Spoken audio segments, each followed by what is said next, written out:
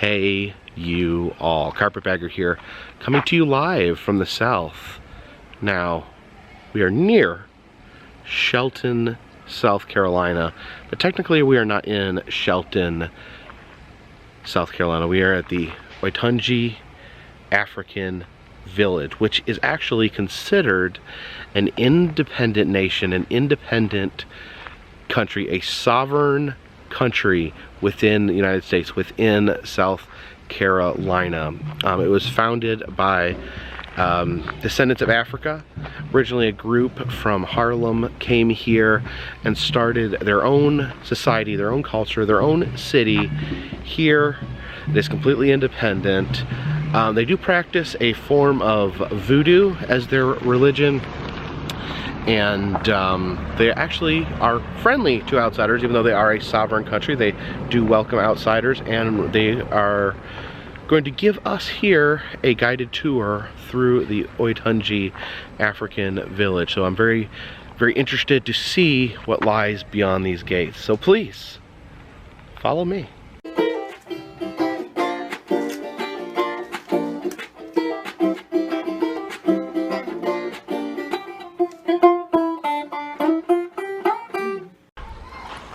This African village as seen on TV. Here's explanation. It says, notice you are leaving the U.S., you're entering the Yoruba Kingdom. In the name of His Highness Utunala, peace, welcome to the sacred Yoruba village in North America, built by priests of the Voodoo cults as a tribute to the ancestors. These priests preserve the customs, laws, and religions of the African race. Welcome to our land.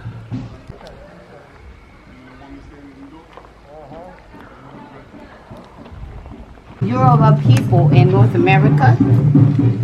We started out as a nation in Harlem, New York City. Our original king was from Detroit, and he was crowned in Nigeria by way of Matangas, Cuba. So if it's common knowledge, then there's no gossip. There's no energy that is negative, because if everybody knows your business, can't nobody talk about you. So we are a nation unto ourselves. So do you pay taxes? Yes. Yes, we do. We are considered, like I said, a sovereign nation. So you have your own laws? We have our own laws. We have our own justice system. But this energy right here, this is the energy of Eshu, or some people, which a lot of people are familiar with the energy they call Papa Legba. If you know anything about New Orleans, they call him Papa Legba. But a Legba, Eshu, is the energy that carries your messages from the earth to the heavens. So he is the god of communication. His planet is Mercury. His colors are red and black. He is depicted as the extreme opposite of all energies. So Eshu can come to you as a child, but Eshu can come to you as an old man. So that's the energy of Eshu. Like you see, the duality of it is just like Eshu might have candy and toys, Eshu also has liquor. So you know, children ain't supposed to drink liquor, but children like candy. So it's the energy of that duality of, you know, as human beings, we partake in things that people say we're not supposed to, but you know, that's the energy of Eshu. But he is the divine communicator, so he is very important in our culture, because he is the one that is appeased first, because we want our messages to go from our mouths to heaven correctly, and he is the energy of mischievousness. So if he's not in good standing with you, he might not carry the message the way you delivered it. So your message, if you don't stay in good standing with him, your message might not go the way you think it's gonna go. So that's why we salute him first, and he is very important. And as we walk, you'll see every temple has its own Alegba. That's how important he is. So every god has their own Alegba. So just follow me. And as a reminder, most of the paintings here that you see are done by the original king. He did most of our paintings and most of our carvings. The original people that started this village did the carving. So everything you see is original. Please watch that, baby. That's better go. You know that's poisonous, right? often. This is a sitting area. We sit here, we commune with our king. Sometimes he'll come out and we just sit and we meet here. But all these paintings were done by the original king. So if you look on both sides, like I said, it's just a sitting area for us where we hang out. And, Nice and cool. you know, yeah, exactly. Yeah. It's awesome right here. This is my favorite spot. But yeah, you can look at the murals. A lot of people think we are patriarchal, but we are not. They say if you look at the king's crown, he wears a crown that is beaded, but on the top of his crown is a bird. The bird on his crown represents the women. So they will tell you the women pull the ears of the king. The men do not. We are the one that ultimately, if you're gracious enough to whisper in his ear, we have his ear. So as women, we understand. And if you look at the pillars, the pillars, the women are the ones holding up the town. And you see the leopard, and that is our motto. In time, the leopard takes the field. But this was the original schoolhouse. Right now, we are homeschooling our children. We all take turns, and we all meet in one house, and we teach our children according to our curriculum. And as this is what they call the royal courtyard. As we venture back there, which unfortunately we are not allowed to go back there, this is the Afin, the dwelling place of the king, his sisters, his wives, which you guys say plural. He does have several. So we are a polygamous society. But yes, exactly. This is the shrine of the royal ancestors. So this is where his ancestors are entombed, and we come and we give them candles and we give them light and we give them water. So this is the shrine of the royal ancestors. And we say in Yoruba culture, we say if you stand tall, it's because you stand on the shoulders of those who came before. And that goes for anybody. So if you are an upstanding person, and the gods are not necessarily concerned with your morality, your morals, and your character actually comes from your family. You know, like we all believe in God, but you know, in a certain energy, God is not necessarily there to say don't do that, don't steal that, you know. But you know, Granddaddy said don't do that, because if you come home, it's gonna be a problem. So ultimately, our morals come from our ancestors. So those are the ultimate guide in Yoruba culture, because those are the ones that can punish you, and they can also intercede on your behalf. Your ancestors can save your life. They can intercede between God and you. That's the Yoruba belief, that the ancestors can save your life. They're the ones that can intercede on your behalf.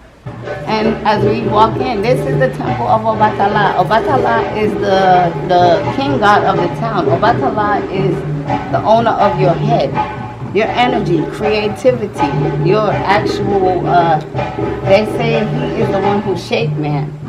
He made man in his own image. And Obatala people are very special because he owns people that are born misformed, or people that we say are special. Like very special people belong to Obatala. He's the god of the head, like I said. Our first queen to be buried here is Mama Keke. Mama Keke met with the original Oba in Harlem, and she was actually from Cuba. And she started as a shake dancer. She was a child of Oshun. So she started in a burlesque club, and she found her Afro-Latina roots. And she proceeded to be a priestess of Oshun, very well-known, very well-respected. So she's buried here. And also we have here, this is Chipawolowo. Chipawolowo was also one of our main chiefs. And he came down from Harlem with the Oba, the original king. So we entombed him here. And as right here we have Chief Olayitan. Chief Olayitan was a professor in Detroit, master mathematician. Actually, he was scientifically known as a genius. That's the energy of Chief Olayitan. Chief Olayitan taught us math, which I still don't get it. I used to tell Chief all the time, like, look, I can count money, but all that A, B, and X, and Z, you killing me right now, Chief. But yeah, this is one of our chiefs. And also we have Chief Awodekun. He was a songwriter for us, so he taught us also a lot of our songs.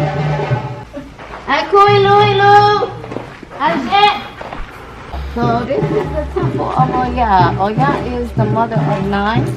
She is the goddess that I was crowned to 19 years ago. Oya's energy is the energy of death and rebirth. So she is not only your last breath, she's your first.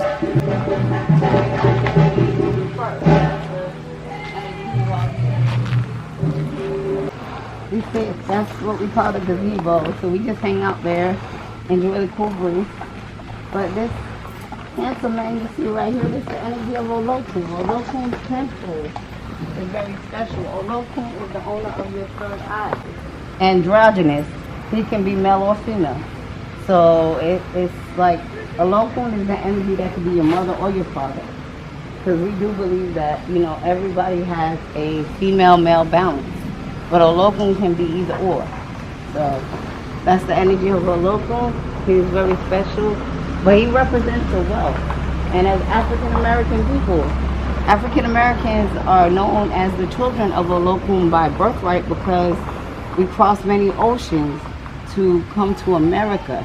And several of our people sacrificed not only their lives, but the lives of their children because they didn't know what was waiting on the other side. So in the transatlantic slave trade, a lot of people jumped overboard and jumped overboard with children in their arms. So we worship Olokun because the people that did make it here safely were blessed by Olokun to do so. And as descendants of these people, we represent a certain strength. So we venerate our strong women here.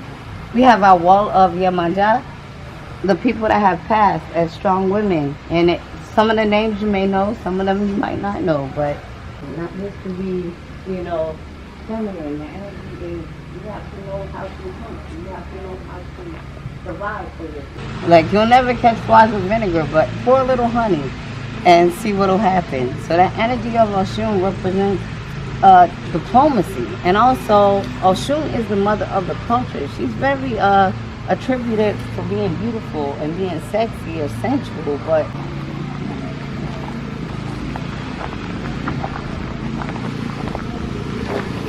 so any force it takes. Now the force it takes to take life is represented by Ogun. Just the energy of Ogun is very needed because he's also the energy of the surgeon. He is the one that can heal you.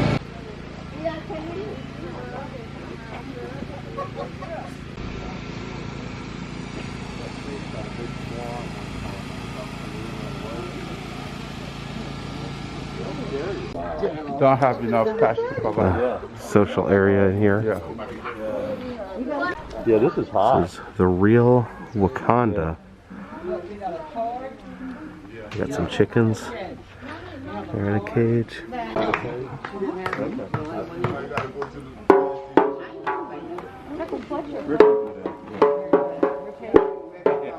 So thank you for joining me here at the Oyotunji African Village. Fascinating and independent country or independent area within the United States. For the fascinating culture. I want to make a big thanks to the people here for giving us a tour and being gracious hosts. If you'd like to see other places I've been, please check the interactive map in the description of this video. If you'd like to see other places I've been, that will show you, and you can make recommendations on where I should go next. Also, if you'd like to help support the channel, consider donating to Patreon. Consider buying an enamel pin. We now have 2 different kinds of enamel pins in the Etsy shop. Until next time, this one's in the bag.